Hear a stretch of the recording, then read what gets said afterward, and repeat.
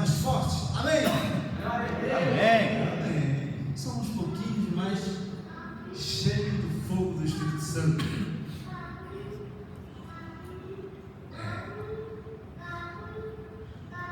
Vamos lá? Enquanto eu viver.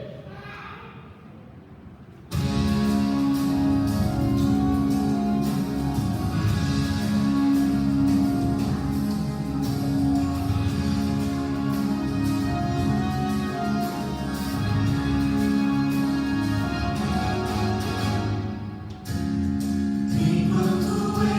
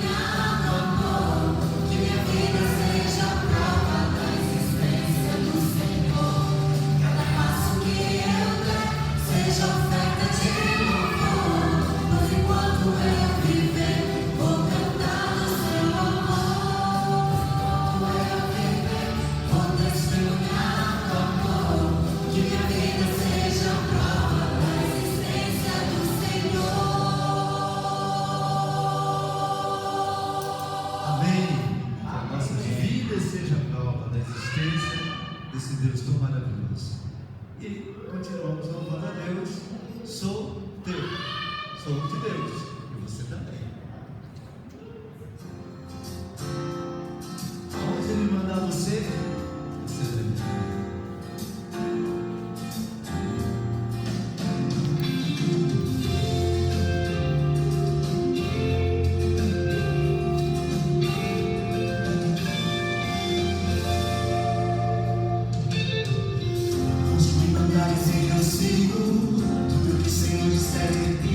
Já não vivo eu, sou inteiramente teu. Se não for do teu querer eu nego, cada mão em tuas mãos eu entrego. Já não vivo eu, sou inteiramente teu e nada vai me afastar. Sou seguro em tuas mãos, Jesus, e eu sou teu, não sou de mais ninguém. Teu amor me alcançou, me devolveu o meu valor. Eu não posso dizer sou teu, pra sempre assim serei. Tá me ouvindo? Você quer estar agora? Vamos lá. José. Onde me mandares eu sigo, tudo que o Senhor disser repito. Já não vivo eu, sou inteiramente teu. Se não for o teu querer eu nego, cada qual em tuas mãos entrego. Já não vivo eu, sou inteiramente teu e nada vai me afastar. Estou seguro em tuas mãos, Jesus, e eu não sou de mais ninguém. O teu amor me alcançou, me devolveu o meu valor. Eu vou pra dizer eu sou teu, e pra sempre assim serei. Não sou de mais ninguém. O teu amor me alcançou, me devolveu o meu valor. Eu vou pra dizer eu sou teu, e pra sempre assim serei.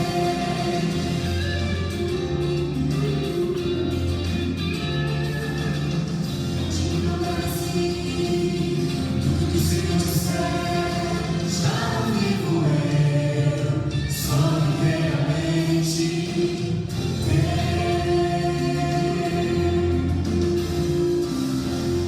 Amém, José. Isso. Amém. Nós somos do Senhor. Fomos comprados pelo sangue precioso de Jesus. Né? Você pode colocar pra gente? Pode colocar pra gente? Vou contar o que penso de meu mestre? Não? Não pode, é verdade. É verdade.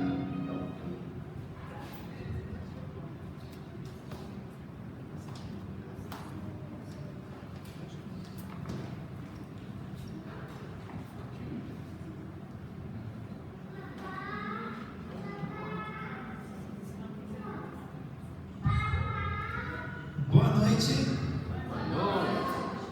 Bonsoir.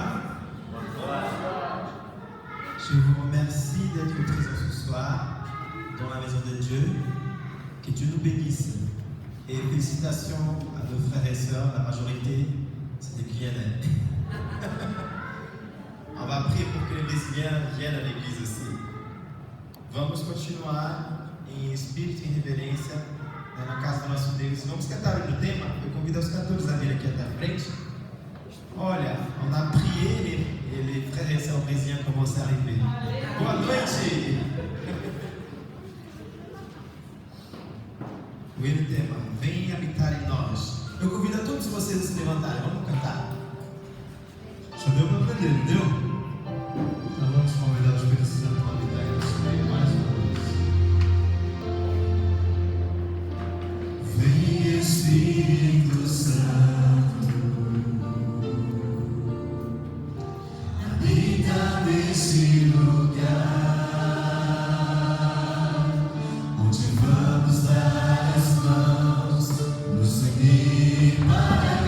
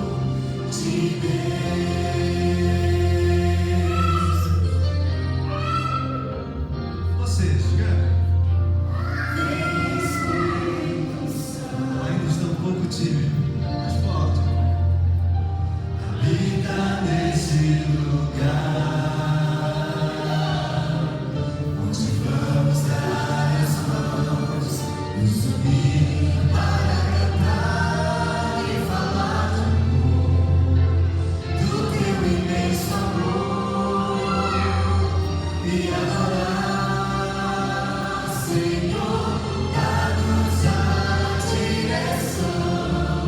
Seguro estou em tuas mãos. Vem, Senhor, vem habitar em nós. Senhor, contigo não temerei. Tu és a vida, és meu rei.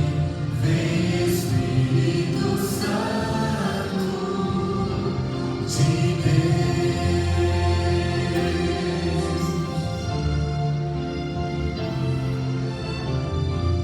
Vem, Espírito Santo de Deus.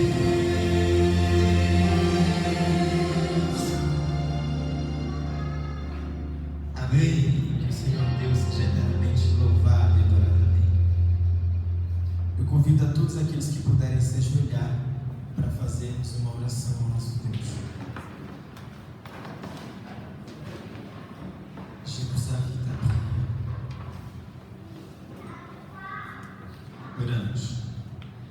Obrigado, Senhor, por mais uma noite que Tu nos dá ao Teu lado. Senhor, nós te agradecemos muito pelo dia que tivemos. Pode não ter sido o melhor dia, mas o Senhor já nos deu o dom de vida. Nós somos gratos por isso. Senhor, essa noite nós viemos à Tua casa para receber uma bênção e nós já recebemos ouvindo o Teu chamado.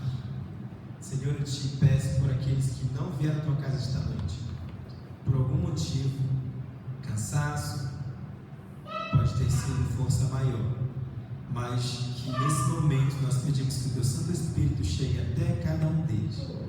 Nós te pedimos por cada irmão que está aqui hoje à noite, para que o Teu Santo Espírito possa tocar no coração de todos e abrir as nossas mentes. Te pedimos pelo pastor que irá abrir a Tua palavra, que ele possa falar, Senhor Deus, onde todos nós possamos compreender. Em nome de Jesus. Amém.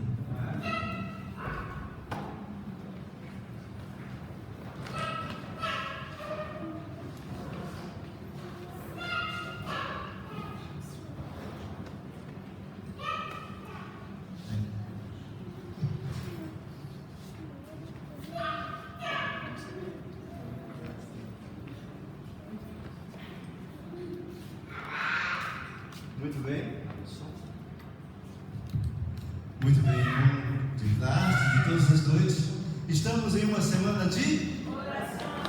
E se é uma semana de oração, temos que orar. Mas está tão fraco, irmãos. Estamos numa semana de oração ou não estamos? Estamos numa semana de oração e devemos orar, queridos. Não esqueça que a igreja, a metade é libanesa. Preciso de falar com vocês.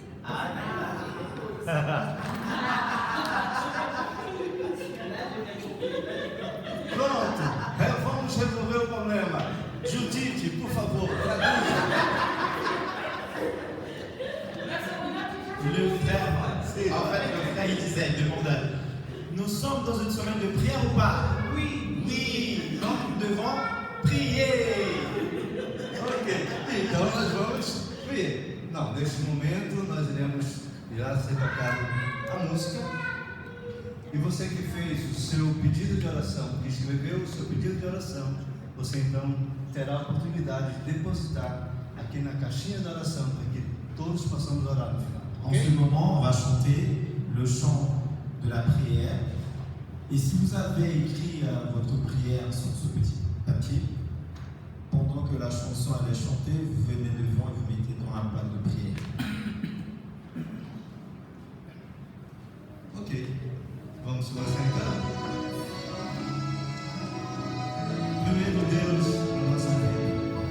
Antes do nascer do sol, eu venho a ti. Para um novo dia contigo começar.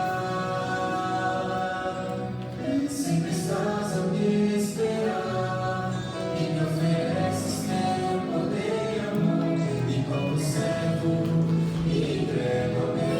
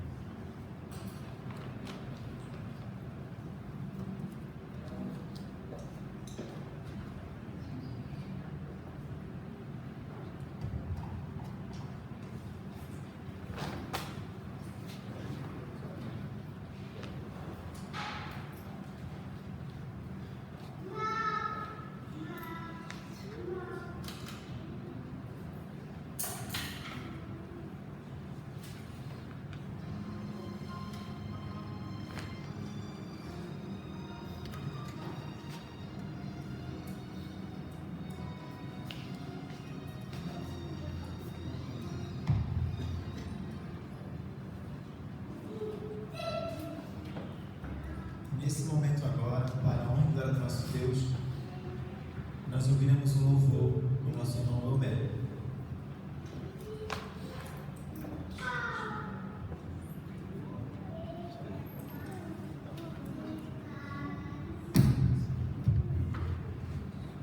Boa noite. Que privilégio poder nessa noite adorar a Deus mais uma vez. Já cantamos aqui em coral, em um coro, unidos. Nessa noite Deus me dá o privilégio de também fazer uma parte especial. O hino que vou cantar diz: quero ser fiel. Quero ser fiel em todos os momentos, na escola, no trabalho. Pode traduzir para os nossos irmãos? A letra do hino diz que eu quero ser fiel. Fiel a Deus em tudo. Oui, agora sim. Oui. Le frère nous disait en fait que cette chanson qu'il va chanter là maintenant, elle parle de être fidèle à Dieu et quoi en plus? Ser fiel em tudo. Être fidèle en tout ce que tu fais de ta vie. Na vida, no trabalho, em casa, na escola, a letra fala isso.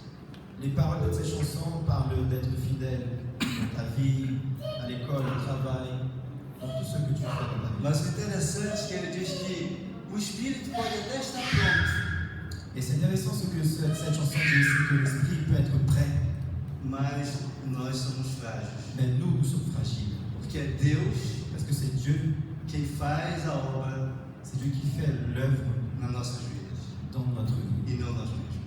et pas nous-mêmes. Amém.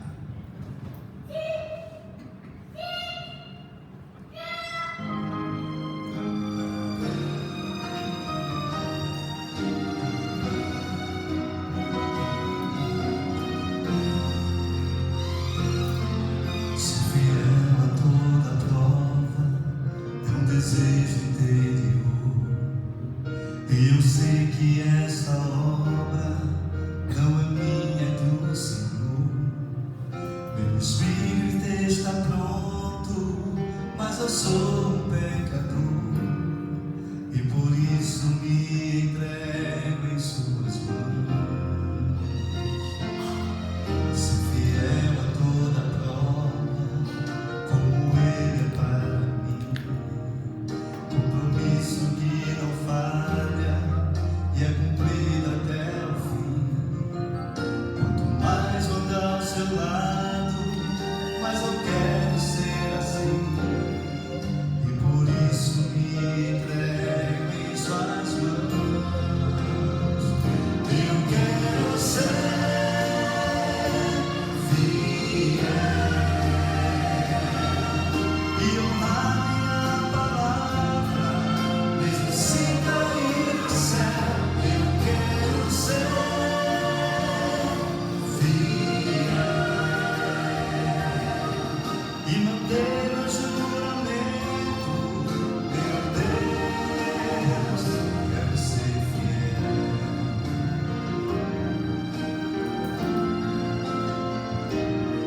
Ser fiel a quem eu amo, a família, ao Senhor.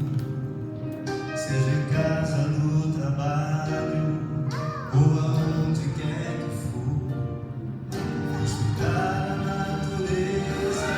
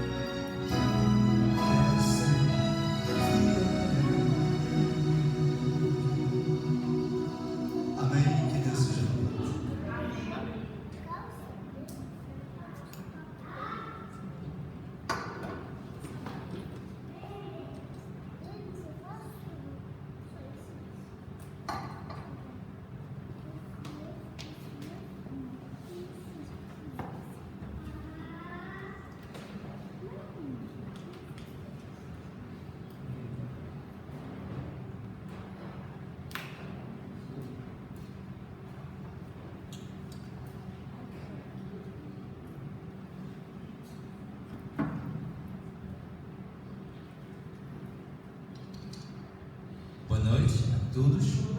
Bonsoir à tous. Alors, j'aimerais savoir, je m'exprime en réellement français pour voir si tout le monde me comprend. Est-ce que tout le monde comprend ce que je dis? Qui ne parle pas français ici? Qui ne comprend pas le français ici? Lève la main. Quem aqui não entende francês? Levante a mão. 2 pessoas. Ok. Então, eu vou pedir para 2 pessoas, uma pessoa sentar do lado dos seus irmãos para fazer a tradução em português, porque se são só eles, acho que não vale a pena ficar aqui. Alguém pode ou não? Senão eu vou ter que ficar. Ok, obrigado, vamos. Quem mais aqui? Vamos falar francês. Não entende? Perfeito? Ok, se outras pessoas chegarem, naquele momento a gente vai ver. Tá bom? Aparentemente a vocês não entendem. Bom, pasteur, tu as l'honneur ce soir de ne pas être interrompu et de parler à ton rythme. D'accord? Ton micro est ouvert. Merci beaucoup. Voilà. Non, souci, il y a une troisième personne qui ne comprend pas le portugais et le français. Donc, je dois traduire pour lui. Il ne comprend que l'espagnol. Ok, alors. Ok. Ah, Não, você fica lá filmando, eu vou traduzir para eles. ok, c'est réglé. Donc voilà, pasteur, tu peux prêcher.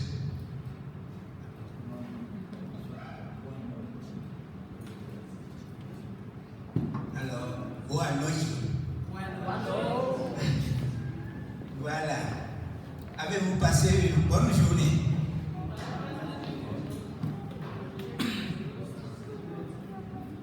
Voilà, que le nom du Seigneur soit béni. Alors ce soir, je vais aller à mon rythme. Donc, il n'y aura pas d'interruption, de traduction. Donc, ça va aller. Et on ira peut-être un peu plus vite. Voilà. Que le nom de l'Éternel soit béni. Ce soir, comme c'est affiché, il est question de 2 types de témoins. 2 types de témoins. Je vous rappelle que toute la semaine, nous parlons de être son témoin, être témoin de Dieu. Nous parlons de témoignage. Alors, la Bible nous permet d'affirmer qu'il y a 2 types de témoins et nous allons développer ça pour que nous comprenions et que par la grâce de Dieu, c'est-à-dire par la puissance de l'Esprit Saint, nous puissions éviter d'être un mauvais témoin, un témoin qui n'est pas fidèle, c'est-à-dire qui n'est pas digne de confiance. Alors tout ce que je vais dire se trouve dans 2 Rois au chapitre 5, si vous voulez vérifier le texte. On ne va pas lire tous les textes, mais c'est au chapitre 5 de 2 Rois. Chers amis, avant d'aller plus loin, je voudrais simplement vous demander de rester assis et nous allons invoquer le nom de l'Esprit de vérité et de sainteté qui nous anime, qui nous éclaire et qui parle à notre cœur pour que nous comprenions et que nous avancions dans notre communion avec lui. Éternel notre Dieu, notre Père, merci pour toutes les grâces, tous les dons, toutes les bénédictions que tu as déversées sur nous au cours de cette journée qui est maintenant achevée. Alors que nous nous retrouvons pour continuer notre semaine de prière, nous te prions d'être au milieu de nous par ton Saint-Esprit. Et nous savons que là où il y a le Saint-Esprit, il y a aussi le Père, il y a aussi le Fils. Que ton nom soit loué et glorifié. Et c'est en Jésus-Christ que nous te prions et pour ta gloire. Amen. Dans Matthieu chapitre 10 et au verset 8, le Seigneur a déclaré quelque chose qui a un rapport avec ce que nous allons voir aujourd'hui. Il a dit, vous avez reçu gratuitement, donnez aussi gratuitement. C'est Matthieu chapitre 10 et le verset 8. Et à propos de la gratuité, mes amis, si nous réfléchissons et nous allons au fond des choses, qu'est-ce que nous lisons, nous avons l'habitude de lire, mais il faut vraiment aller lentement et approfondir. Vous allez vous rendre compte qu'à propos de la gratuité, que nous n'avons en fait rien qui ne soit pas un don de Dieu. Tout est don de Dieu. Tout, absolument tout. Ou alors, est-ce qu'il y a quelqu'un ici qui aurait prié, qui aurait fait des demandes, qui aurait beaucoup souffert pour que Dieu lui donne l'existence? Mais non. Ça a été, c'est Dieu qui a décidé, lui qui est l'être suprême, de nous donner d'exister. C'est encore une grâce. Il nous a créés par grâce. Chers amis, non, bien sûr, personne n'a fait de cette démarche, parce qu'on n'existait même pas. Donc maintenant, avec cette vérité qui est liée, que nous comprenions par la révélation du Saint-Esprit, nous devons aussi préciser que lorsque nous avons été créés, vous savez qu'il y a un ange, un super ange, la Bible l'appelle un chérubin protecteur, c'est le rôle que Dieu lui avait donné pour protéger la terre. Et il s'est révolté contre Dieu. Ce chérubin protecteur est devenu celui que nous appelons aujourd'hui le diable. Mais au départ, ce n'était pas un mauvais ange, c'était un bon ange. Porte-lumière même, le nom avant le péché qu'on lui a donné, c'est lui qui portait la lumière même de Dieu. Ce n'était pas n'importe qui. Il était très puissant. Il a séduit nos premiers parents. Et les premiers parents sont tombés. Nous sommes nés après. Et nous sommes nés dans le péché. Les parents, je parle de Adam et Ève, nous ont engendrés dans le péché. Ce n'est pas parce que nous avons fait quelque chose que nous sommes devenus pécheurs. Souvent, on croit que il est pécheur parce qu'il a fait ça. Mais non. S'il a fait quelque chose de mal, c'est tout simplement qu'il était déjà pécheur. S'il n'était pas pécheur, il ne ferait pas ça. Est-ce que vous me comprenez? Vous me suivez bien? Il ne faut pas renverser. Souvent, l'ennemi a fait en sorte que nous ne comprenons pas les choses comme il faut. Et qu'est-ce que ça veut dire pécheur? Pécheur, ça veut dire tout simplement esclave du péché. C'est aussi simple que ça. Ce n'est pas parce que j'ai fait quelque chose que je suis devenu pécheur. Non. Je suis né esclave du péché. Et le péché, je peux dire que c'est l'enfant chéri du diable. C'est lui qui est le premier à pécher. C'est lui qui a inventé le péché. C'est lui qui est le père du péché, si on peut dire ça. Et lorsque nos premiers parents, Adam et Ève, ont péché, eh bien, nous sommes devenus par choix esclaves du péché, c'est-à-dire pécheurs. Chers amis, il est important de réfléchir à ces choses que nous connaissons. Je ne vous apprends rien, mais seulement aller au fond des choses et vous allez voir que si on fait cette démarche, il y a beaucoup de choses qui s'éclairent. Vous comprenez que si je suis né naturellement pécheur, esclave du péché, je ne peux rien faire pour changer ça. Absolument rien. Je peux m'arracher tous les cheveux de la tête, je suis né esclave et je vais mourir esclave. Or, ce n'est pas le plan de Dieu. Et comme nous ne pouvons pas nous en sortir nous-mêmes, et là encore, c'est encore un don de Dieu, une grâce de Dieu, il a volé à notre secours. Il a promis et il a fait. Il y a un texte que tout le monde connaît dans Genèse chapitre 3, verset 15. Je mettrai inimitié entre toi et la femme, entre ta postérité et sa postérité. celle-ci t'écrasera la tête et tu le blesseras au talon. Est-ce que c'est déjà réalisé ça? Oh, vous me suivez? C'est réalisé. Est-ce que la tête du serpent est déjà réalisée? Je veux voir les mains qui disent oui. Ah, si vous ne levez pas la main, ça vous dit que vous ne me comprenez pas. Est-ce que c'est déjà fait? Je veux voir les mains. Ok. Alors maintenant, deuxième question. Où est-ce que ça a été fait? À la résurrection. C'est important de comprendre ces choses. Il ne faut pas honte, il ne faut pas avoir peur de le dire. La tête est déjà écrasée. Alors, on peut se poser la question, mais pourquoi il y a encore tant de mal sur cette terre en ce moment? C'est très simple. Reprenez l'image de la tête écrasée. Tout le monde connaît le serpent. Si vous écrasez la tête du serpent, ça veut dire que le serpent a disparu. Il bouge encore pendant un certain temps, jusqu'à, puisqu'il n'a plus de tête, à un moment donné, il va s'éteindre complètement. C'est ça ou ce n'est pas ça? C'est vrai pour le serpent, mais c'est vrai pour tout ce qui est vivant. Je prends un exemple végétal. Lorsque n'importe quel arbre, vous arrachez une branche,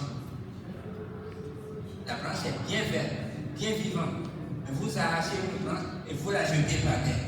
Est-ce que la branche sèche tout de suite? Ben non. Ça prend un certain temps avant que, avec le soleil, la chaleur, etc., elle va perdre sa veste. La couleur verte va sécher et disparaîtra dans la suite. Et tout fonctionne comme ça. La tête est écrasée, mais il bouge encore et il fait beaucoup de dégâts avec sa queue. Et sa queue est terrible. Hein? La Bible définit la queue de ce serpent-là comme étant le mensonge. Alors je profite de l'occasion pour définir le mensonge. C'est quoi le mensonge? Est-ce que c'est le fait de relater quelque chose qui n'est pas exact? On dit qu'il a menti. Est-ce que c'est ça? Oh, vous pouvez me répondre. C'est ça et ce n'est pas ça. C'est beaucoup plus profond que ça. Bon, par exemple, en venant ici tout à l'heure avec mon épouse, eh bien, nous avons passé par toutes sortes de chemins, puisqu'il y a des travaux, on a fait un détour. Alors je viens et je dis, oh là là, tout à l'heure en venant, nous avons vu un grave accident, il y a eu 3 morts. Alors qu'il n'y a rien eu, on n'a rien vu, il n'y a pas eu d'accident. Ça s'appelle mensonge, n'est-ce pas? Ok, mais ce n'est pas le vrai mensonge ça. Le vrai mensonge, la définition, c'est Jésus lui-même qui l'a donné. C'est dans Jean chapitre 8 et le verset 44. Et il parlait aux pharisiens, c'est-à-dire des gens très religieux. Je vais citer de mémoire. Vous avez pour père le diable. Il a été meurtrier dès le commencement, car il est menteur et le père du mensonge. La définition n'est pas encore donnée. Maintenant, elle va être donnée. Quand il profère le mensonge, il tire ça de son propre fond, car il est menteur et le père du mensonge. Voilà. Vous voyez, le mensonge, ce n'est pas le fait de relater quelque chose qui n'est pas exact. Non, non, non. Le mensonge, c'est tout simplement mon idée de créature que je prends pour la vérité. C'est ça le mensonge. Attention, mes amis, c'est grave ce que je dis là. Lorsque quelqu'un prend sa volonté, ses idées, sa pensée pour être la vérité et elle marche de cette manière, il est menteur et il continue dans le mensonge. Oh, si vous me suivez bien, vous allez voir que c'est très caché et c'est vraiment caché. On peut être apparemment très religieux, très religieuse, tout en étant menteur. Parce que, tout en ayant l'apparence religieuse, Si nous ne suivons que ce qui nous arrange, ce qui nous plaît, ce sont nos idées seulement que nous appliquons, nous sommes des menteurs. Et c'est comme ça que le mal est rentré dans l'univers de Dieu. Et le premier qui a menti, c'est lui qu'on appelle le diable. C'est clair, mes amis? Si ce n'est pas clair, dites-moi, je vais recommencer d'une autre manière. Chers amis, c'est important. Dans une semaine de prière, c'est le moment de nous rapprocher davantage de Dieu. Alors il est important de poser les bonnes questions et de trouver les bonnes réponses qui ne peuvent pas être trouvées dans la philosophie ou sur Internet, mais dans la Bible et dans la Bible seulement. Chers amis, aujourd'hui, nous allons voir quelque chose qui a rapport avec ça. Deux types de témoins, la petite servante et Géasi. Vous connaissez cette histoire, ce n'est pas moi qui l'invente. Mais avant de rentrer dans ce sujet, j'ai encore quelque chose d'autre à dire. Tout à l'heure, on a dit que tout est don de Dieu, à commencer par l'existence même. Le fait que nous soyons des créatures qui existent, nous n'existons pas par nous-mêmes. Nous existons parce que Dieu nous a créés, parce que Dieu nous a fait exister. Donc maintenant, nous sommes dans un univers qui, lui, ne fonctionne pas comme ça. Je ne sais pas si vous l'avez déjà remarqué. L'univers est dirigé par la justice, l'équilibre. Rien n'est gratuit dans l'univers. Excusez-moi, je vais prendre un exemple. Vous montez au 10e étage de votre immeuble, si vous habitez un immeuble de 10 étages. Vous êtes au 10e. Et ça vous plaît. Ça vous plaît de vous jeter dans le vide. Vous voulez vous suicider. Et vous enjambez la gambade et puis vous jetez dans le vide. Dites-moi, quand vous allez arriver à terre, vous serez encore vivant? Vous avez rompu l'équilibre. Vous tombez mort. Si vous êtes vivant, alors dites que c'est un miracle que Dieu vous a empêché de vous priver. 10 étages jusqu'à terre, c'est la mort certaine. Chers amis, c'est ainsi que l'univers dans lequel nous sommes fonctionne. Il fonctionne selon la loi. Une loi de justice et d'équilibre. Et à ce niveau, rien n'est gratuit. Vous voyez, je suis en train de dire le contraire de ce que j'ai dit tout à l'heure. Mais c'est comme ça. Il faut l'accepter. Il y a le pour et le contre. L'univers est très paradoxal. C'est comme ça. Nous vivons dans un univers où rien n'est gratuit. Je vais prendre un exemple social. J'ai trouvé un patron, j'étais au chômage, et j'ai trouvé un patron qui m'a embauché pour travailler pour lui. Et nous avons convenu d'un salaire mensuel de 1 000 €. Nous sommes en France, tout le monde parle en euros, alors je prends un exemple en euros. J'ai travaillé pendant 30 ou 31 jours et j'ai droit à la fin du mois de toucher 1 000 €. C'est clair? Si j'arrive à la fin du mois et que le patron me donne 800 €, c'est juste?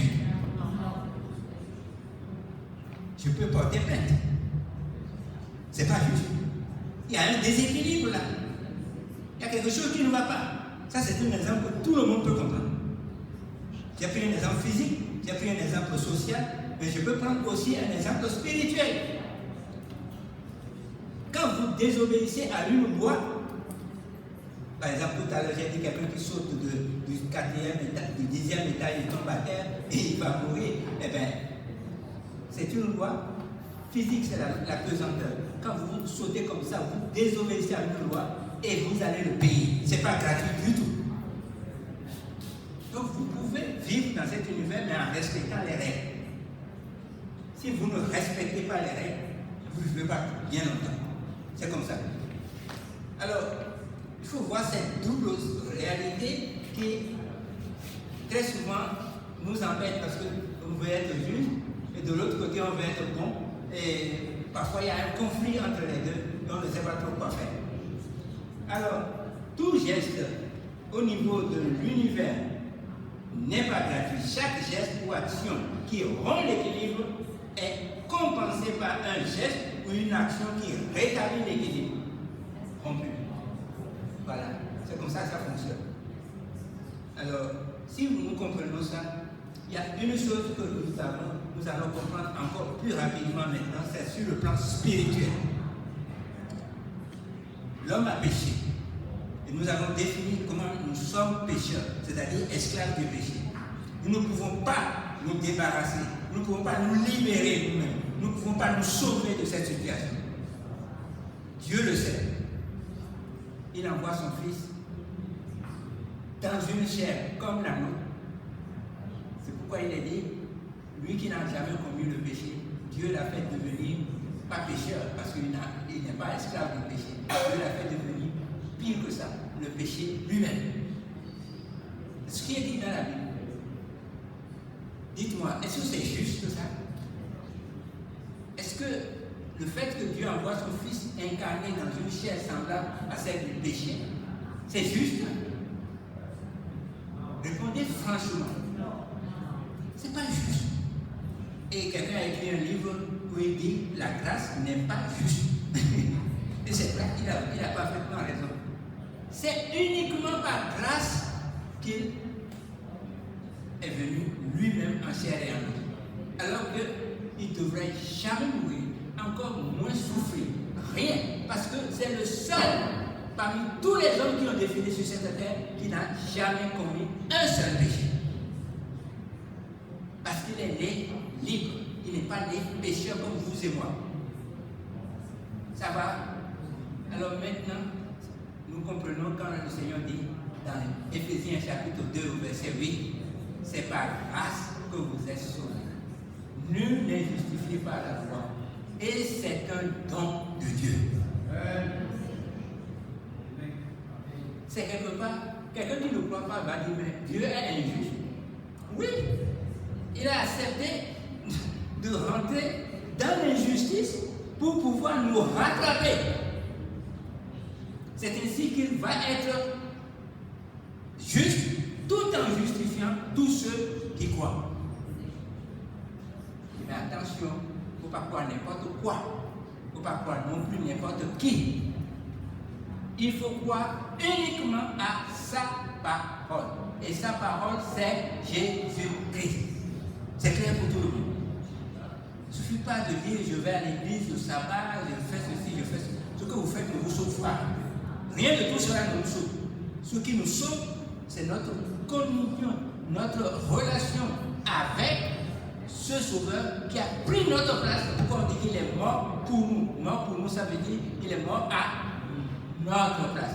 C'est moi qui devais mourir et il est mort à ma place. C'est pourquoi on dit qu'il est mort pour moi. Chers amis, je brosse tout ce tableau-là avant de rentrer dans le sujet de deux types de témoins, pour que nous comprenions que, attention, nous pouvons être très religieux et être très injustes, et même meurtriers et menteurs. Attention. Alors, maintenant je commence par la servante, la petite servante. Une petite fille en Israël, amenée loin de chez elle, pour servir dans la maison de Naaman. Naaman, c'est un général, c'est un chef militaire de la Syrie. Son nom n'est pas mentionné dans la Bible. La Bible ne nous donne pas son nom.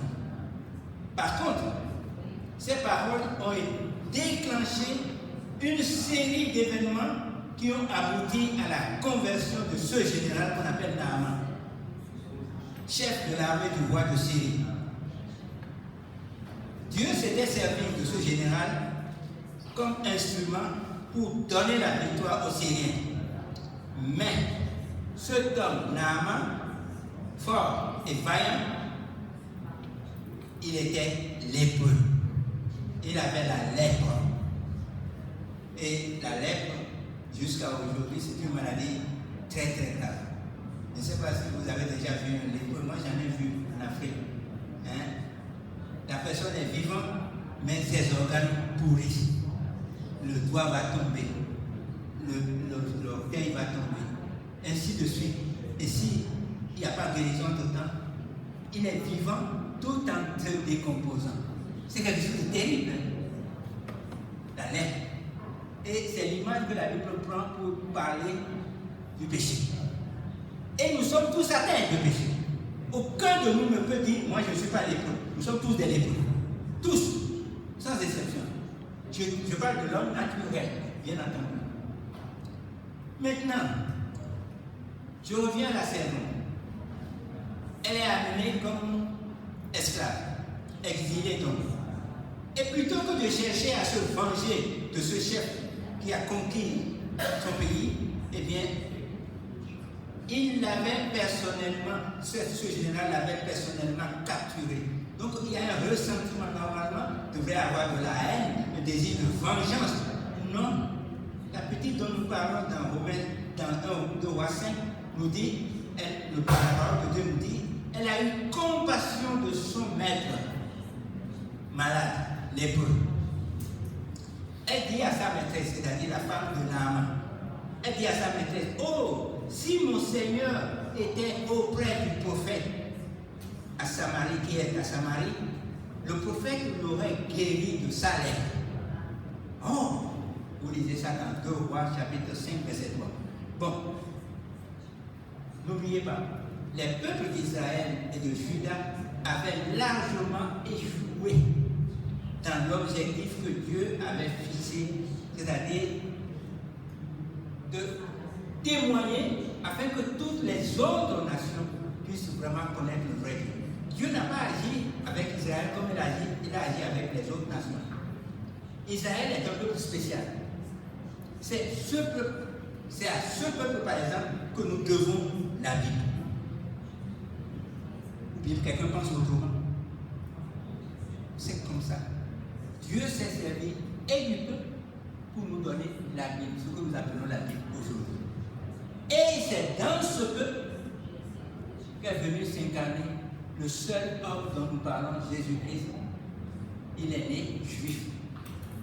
Vous vous souvenez de sa conversation avec la Samaritaine? Il lui demande à boire. Et la Samaritaine lui dit, toi qui es juif, tu me demandes à moi, une Samaritaine, de boire. Qu'est-ce que c'est ça? Parce que les Juifs et les Samaritains ne s'entendent pas. Aller demander à une Samaritaine de l'eau à boire, ben, ce n'est pas normal pour la femme. Et Jésus profite pour lui dire, moi j'ai une eau, si quelqu'un boit de cette eau, il n'aura plus jamais soif. Il reviendra plus ici pour puiser. Ah, la femme est intéressée de fil en aiguille. Vous connaissez l'histoire. Elle va laisser sa cruche, va aller dire à tous les autres qui sont dans la ville, venez, quelqu'un qui m'a dit tout ce que j'ai fait. Ne serait-ce pas le Messie? Et ils sont venus. Vous connaissez la chose, ce n'est pas mon sujet. Donc, je reviens. L'objectif de Dieu en créant Israël, c'était que toutes les familles de la terre seront bénies en toi. À qui Dieu a dit ça? À Abraham, dont nous avons parlé depuis samedi. Toutes les familles de la terre seront bénies en toi. Voilà l'objectif de Dieu. Malheureusement, comme je viens de le dire, Israël et Juda ont largement échoué dans l'objectif que Dieu avait fixé pour eux, pour tous les descendants d'Abraham. Le verset que je viens de lire, c'est le résumé tout simplement. Je vais plus rentrer dans les détails, on l'a fait samedi. Donc, au lieu de donner l'exemple de l'amour de Dieu et du prochain, ils avaient adopté les pratiques des païens, des nations païennes qui les environnaient. Et même ils sont allés jusqu'à opprimer et exploiter leur propre peuple. C'est terrible. Donc, Israël n'est pas vraiment un exemple. C'est un échec total. Mais comme toujours, là, prêtez bien attention, il y avait toujours un petit reste.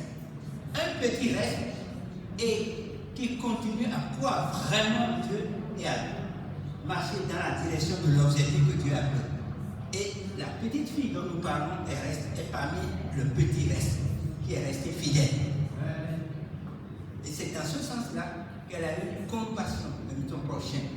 Il est malade, j'ai une solution pour lui, je vais pas cacher. Si mon maître voulait aller à Samarie pour secourir le prophète va le guérir. Elle a partagé.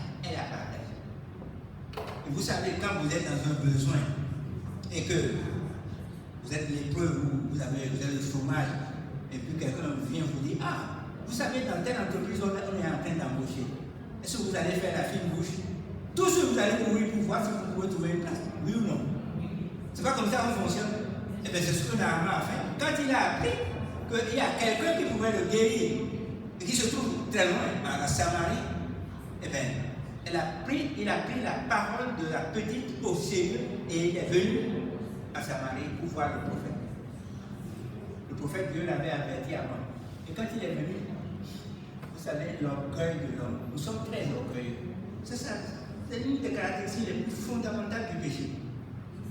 Il est venu et il s'imaginait que le prophète va sortir, va faire des gestes de magie pour le guérir de sa lèvre. Le prophète n'est même pas sorti. Il envoie son serviteur, on va parler de lui tout à l'heure, pour lui dire, va dire au général d'aller se baigner 7 fois dans le Jourdain. C'est tout. Et il sera guéri. Oh, quand le Naaman a entendu ça, mais c'est quoi ça? Chez moi, il y a le papa qui est un fleuve encore plus puissant et plus beau que le Jourdain. Alors si je veux me baigner, je vais me baigner dans le papa, je ne vais pas venir me baigner dans la boue de Jourdain.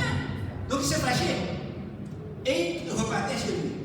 Il y a un de ses soldats qui est venu le raisonner en lui disant, écoute, si le prophète t'avait demandé de faire quelque chose de plus difficile pour être guéri, est-ce que tu ne l'aurais pas fait?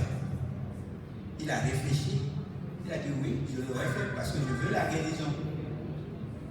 Donc, avant sa guérison, il s'est converti pour accepter la parole de Dieu donnée par le prophète. Parce que le prophète n'est rien, le prophète c'est zéro. Celui qui parle dans le prophète, c'est Dieu.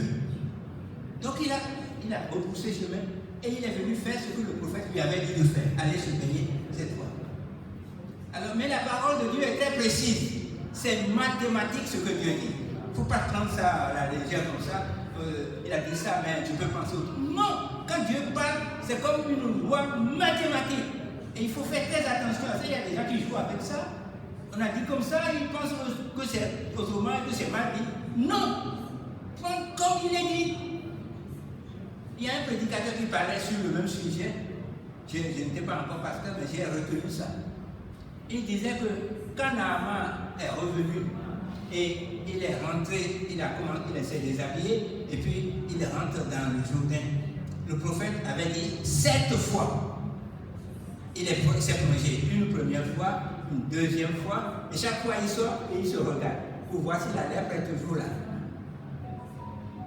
La lèpre est là jusqu'au 6e fois.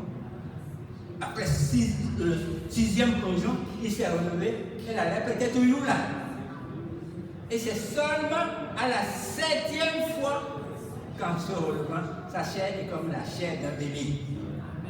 Il était guéri. Je n'ai jamais oublié ça. Parce que, vous voyez, si Dieu avait dit 6 fois, c'est à la 6e fois qu'il serait guéri. Mais il a dit 7 fois. Alors si quelqu'un est fantaisiste, il dit, oh, bon, il a dit 7 fois, mais je peux me gagner 3 fois ou 4 fois. C'est pas ce que Dieu a dit. Il a dit 7 fois, et bien c'est 7. Souvent, nous ne sommes pas rigoureux à ce sujet. Lorsque nous obéissons à Dieu, nous faisons comme ça nous plaît. Et ça ne marche pas et nous nous étonnons à peine. Il faut faire comme il a dit et non pas comme nous voulons. Chers amis, attention à ça. À la 7e fois, il était parfaitement bien guéri. Et nous devons personnellement tout faire pour être parmi le petit reste qui reste fidèle à l'objectif de Dieu. Bon, maintenant, Israël a rejeté le Fils quand il est venu. Dieu s'est choisi un autre peuple. Comment s'appelle ce peuple-là? Je vais voir si vous me comprenez, parce que j'ai l'impression que... Les chrétiens. Les chrétiens. Les chrétiens, ils forment, comment on les appelle l'ensemble? C'est bien ça. Le christianisme. L'ensemble des chrétiens, quand quelqu'un est converti, on le met où? Le christianisme. Dans l'église, voilà. Dieu s'est choisi un autre peuple. Et le peuple qui s'est choisi, ce n'est plus un peuple national, c'est un peuple mondial. Donc l'objectif de Dieu n'a pas changé, il ne change jamais. Ce qu'il a dit, il ne peut pas se tromper, il ne se trompe jamais. Donc ne pensez pas que Dieu va revenir sur ce qu'il a dit, il ne reviendra pas. Parce que c'est ça, c'est la vérité. Ils n'ont pas accepté d'accueillir la vérité quand elle est venue. Dieu s'est choisi un autre peuple. C'est ça l'Église. Est-ce que vous êtes fiers d'être membre de l'Église? Amen. Dieu voit les mains. Alors si vous n'êtes pas fiers, je ne sais pas de quoi vous pouvez être fiers. C'est le peuple de Dieu, le peuple de la nouvelle année. Quand on est dans l'Église, ça veut dire qu'on est sauvé, qu'on a accepté Jésus-Christ. Chers amis, ce n'est pas rien et ce n'est pas de la blague non plus. Alors, faisons tout ce qui est en notre pouvoir pour être parmi le petit reste qui reste fidèle à Dieu. Et fidèle, ça veut dire digne de confiance. Alors, ça doit être une vérité personnelle et une vérité universelle. Parce que si je ne suis pas fidèle, très souvent quand nous employons ce mot, nous pensons à un péché, peut-être péché d'adultère ou péché de ceci ou cela.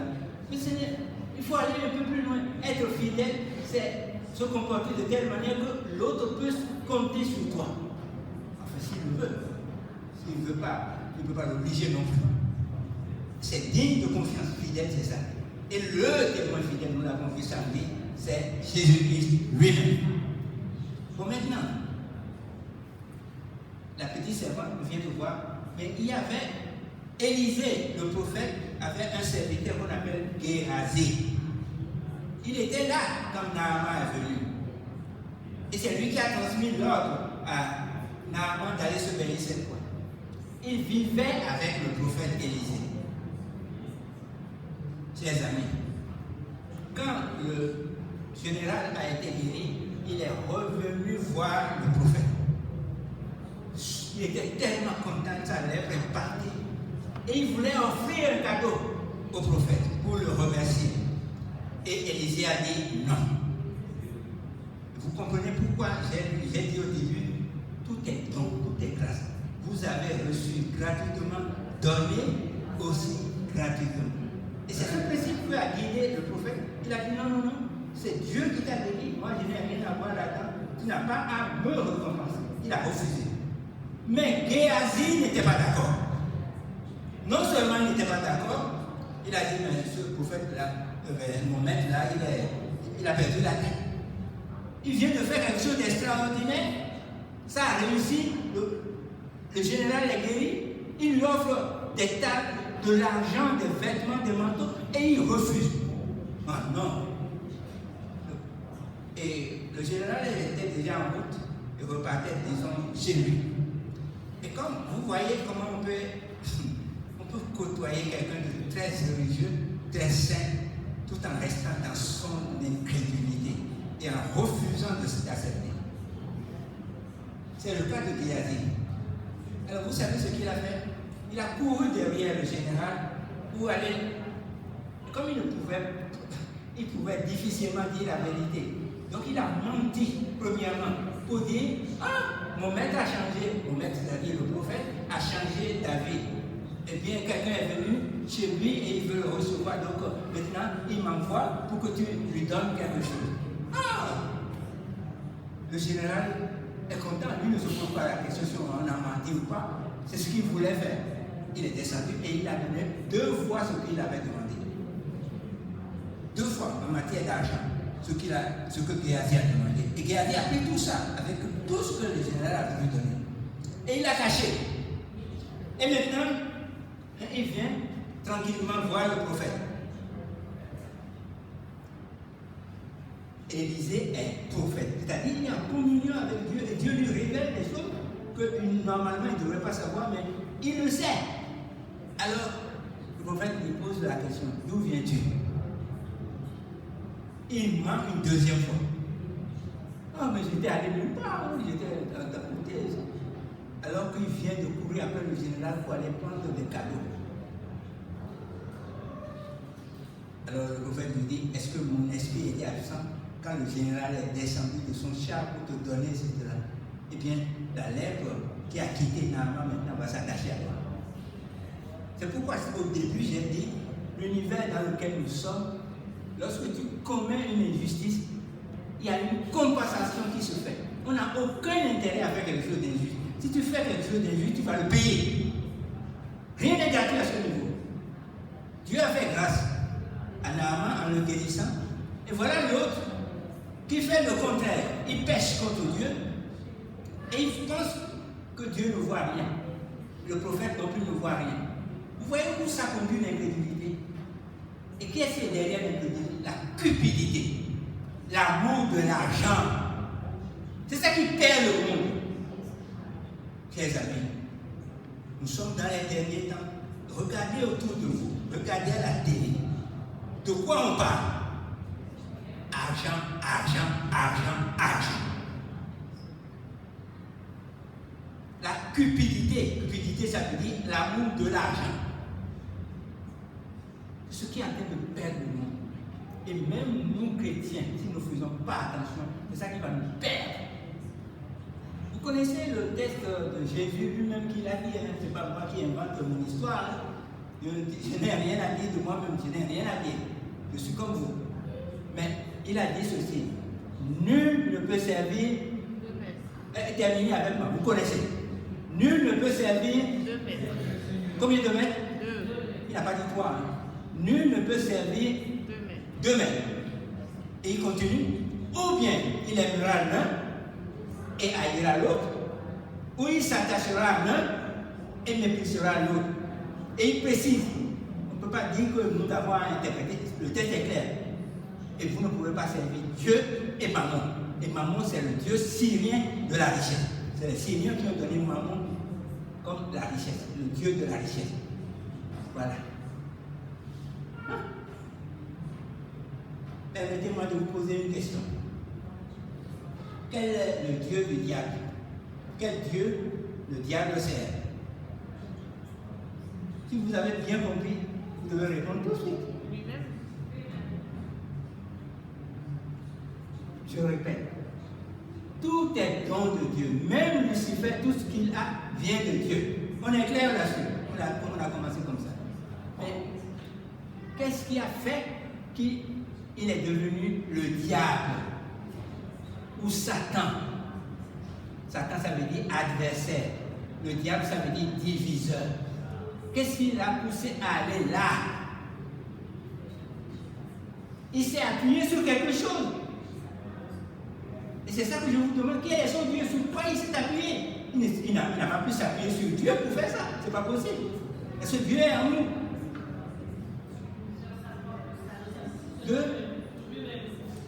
Il s'est appuyé sur. Je n'ai pas compris.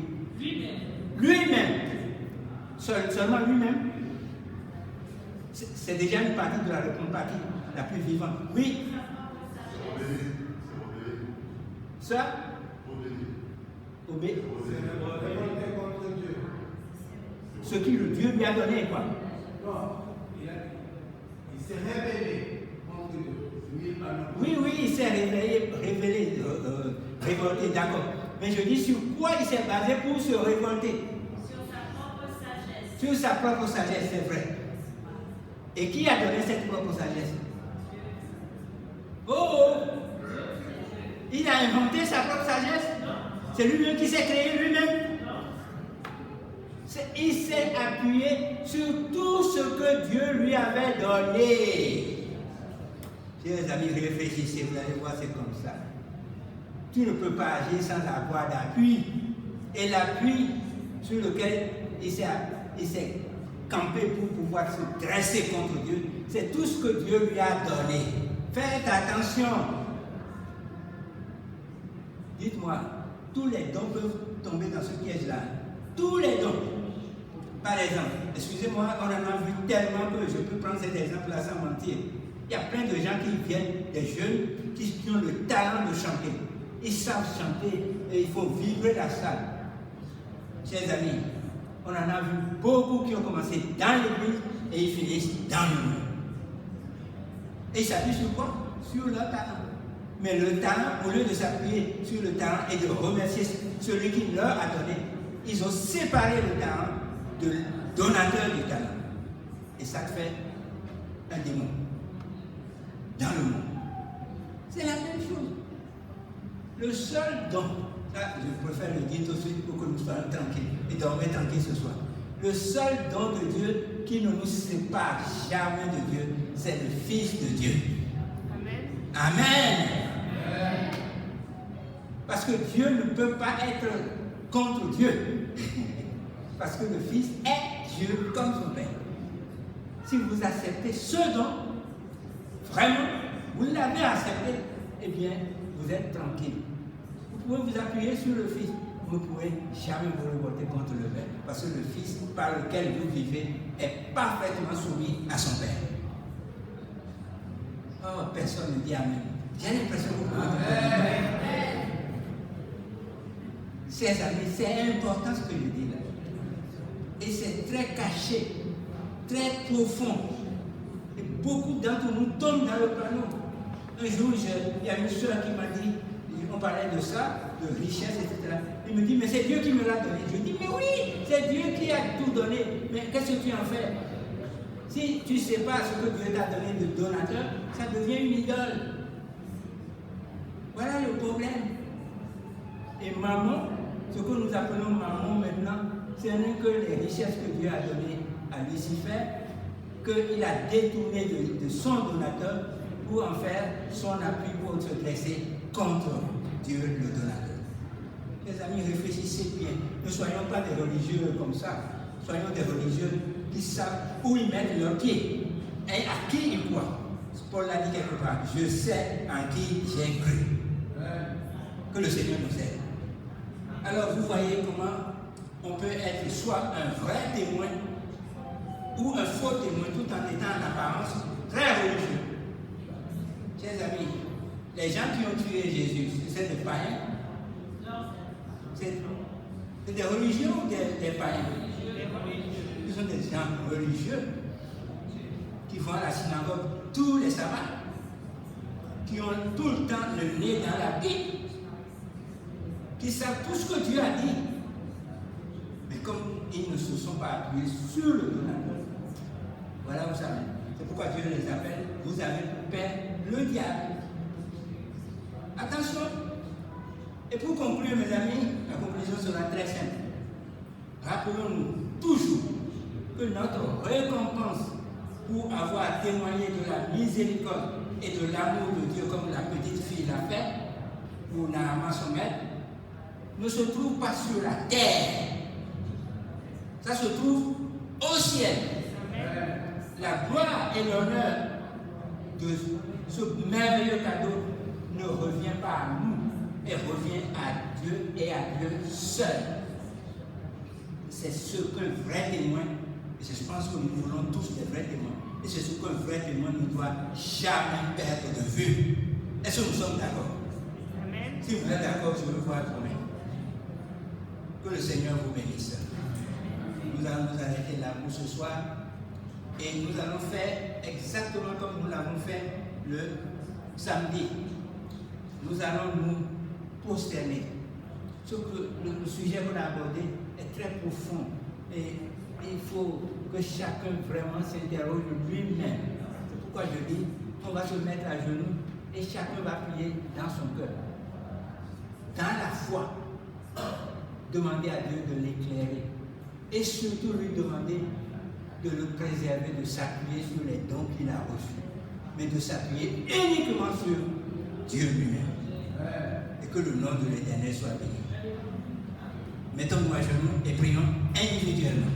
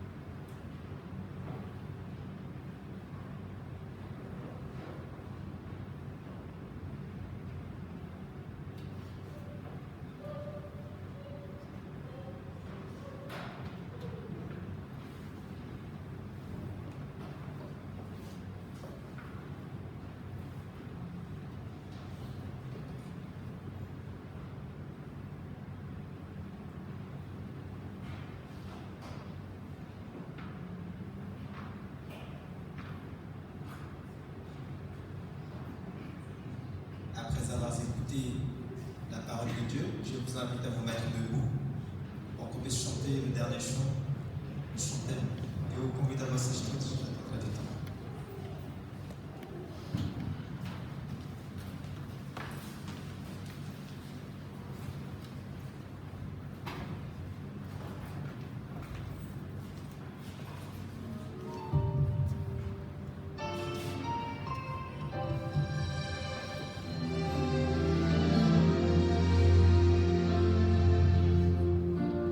Vem Espírito Santo,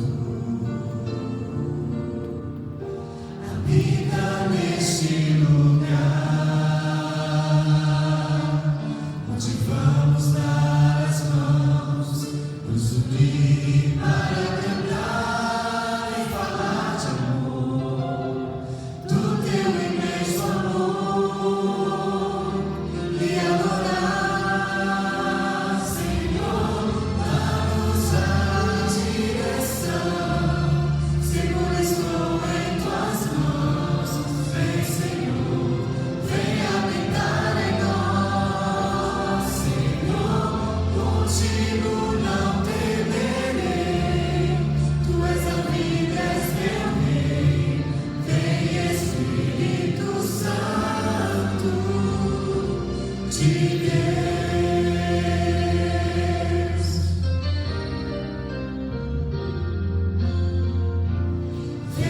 Espírito Santo,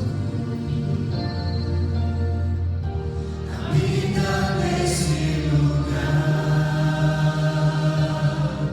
onde vamos dar as mãos, nos unir para cantar e falar de amor, do teu imenso amor e adorar, Senhor.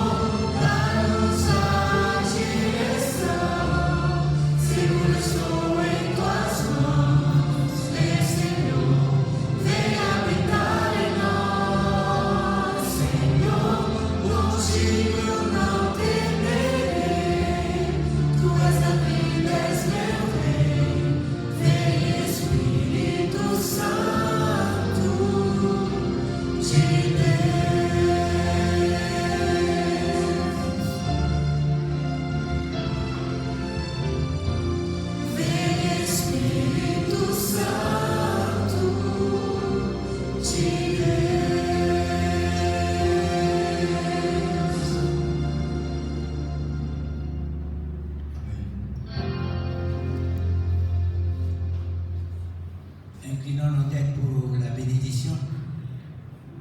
Éternel notre Dieu, notre Père, merci de nous avoir donné ta parole, de nous avoir donné les Saintes Écritures, de nous avoir donné Jésus-Christ, parole incarnée, de nous avoir donné ton Saint-Esprit, qui nous rend tout simplement membres de ta famille.